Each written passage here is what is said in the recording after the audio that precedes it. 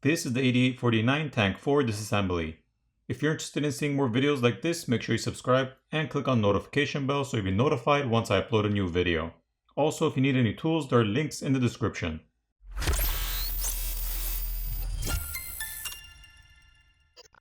We'll start off by removing the SIM tray. Taking a look at the SIM and micro SD tray, we can see a red rubber gasket around the opening. 12 T5 or Torx 5 screws need to be removed, which are holding down the back cover. No heat needed to remove the back cover on this phone.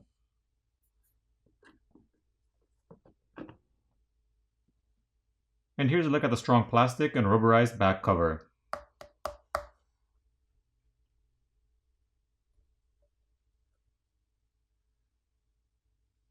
There's another red rubber gasket around where the speaker opening is on the back cover, and these rubber gaskets help to prevent any debris or water getting into the phone, and the NFC antenna is located here. The camera lens cover is held on with adhesive. To replace that, just apply some heat and pry it off. This camping light assembly with the emergency lights and infrared lights needs to be lifted up since there is a screw underneath it.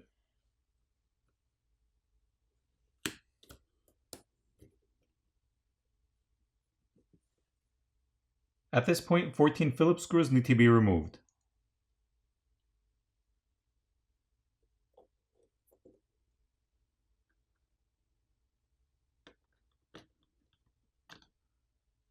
Looking at the top plastic motherboard cover, we see antenna lines drawn on it, which are the light gray color lines, the dual LED flash, as well as the dual rear microphones.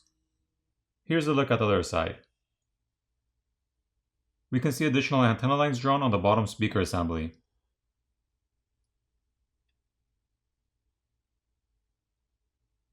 At this point, only one of the battery cables is accessible, which is located here. The other one's underneath this flex cable, so we'll first start off by disconnecting this battery cable and proceed to disconnect the rest of the cables.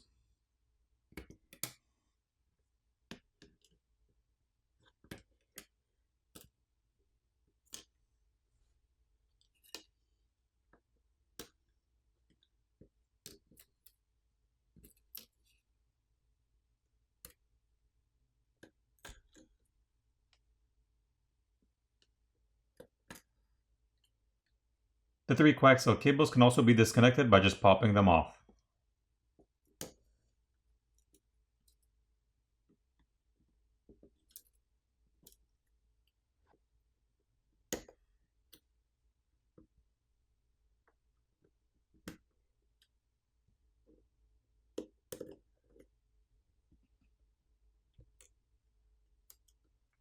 The cable for the 8 megapixel telephoto camera also needs to be disconnected from the board.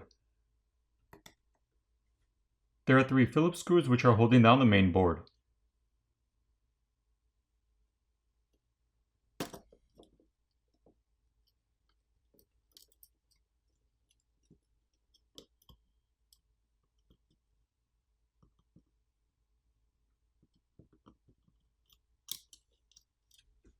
So looking at the main board, we see a 50 megapixel primary camera as well as a 64 megapixel night vision camera. Neither of the cameras on this phone have OIS or optical image stabilization. The camera connectors can be disconnected by just popping them off. There is also some graphite film over the shields to help transfer heat. Taking a look at the back, we see copper film over these shields, as well as a thermal pad over the processor and these chips to help transfer heat. Here's a better look at the processor with the thermal pad removed.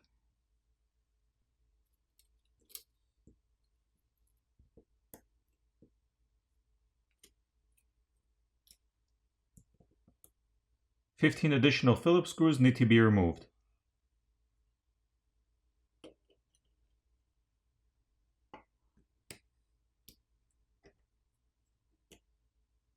This is the infrared or IR blaster.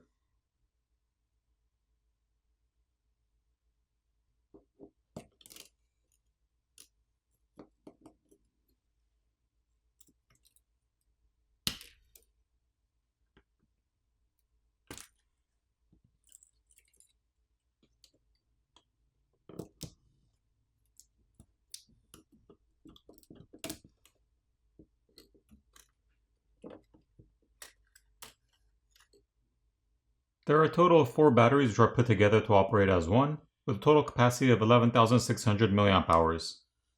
Looking at the label you might think otherwise, but keep in mind the voltage on these batteries are different compared to other smartphones. We can also see a copper heat plate and copper heat pipe to help transfer heat.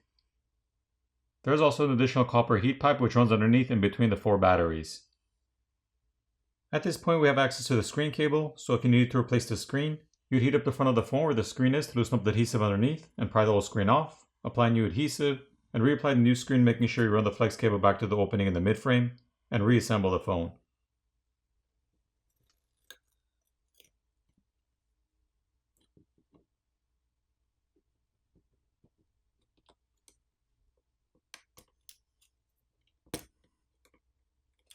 There are 2 Phillips screws which are holding on the SIM and memory card reader board.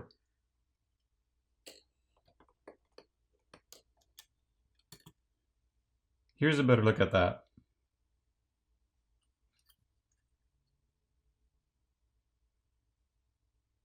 Four additional Phillips screws have to be removed.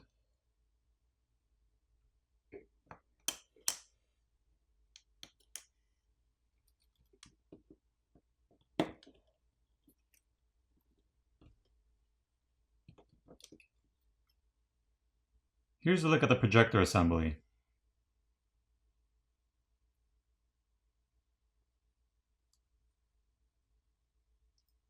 And there's a large copper block, as well as a heatsink to help transfer heat. There is an additional heatsink behind the projector.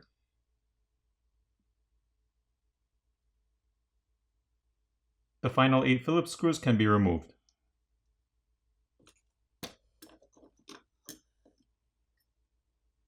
There's additional graphite film on the secondary board to help transfer heat, and the secondary board controls the projector. This flex cable connects to the 32 megapixel front facing camera, the top earpiece speaker, the proximity and ambient light sensor, as well as the sensor on top next to the projector to the main board. We see the vibrator motor located here, which is held on with some adhesive. To replace that, just apply some heat and pry it off. And of course we can see the fan assembly over here. There is a red rubber gasket around the fan assembly, as well as the housing or frame of the phone.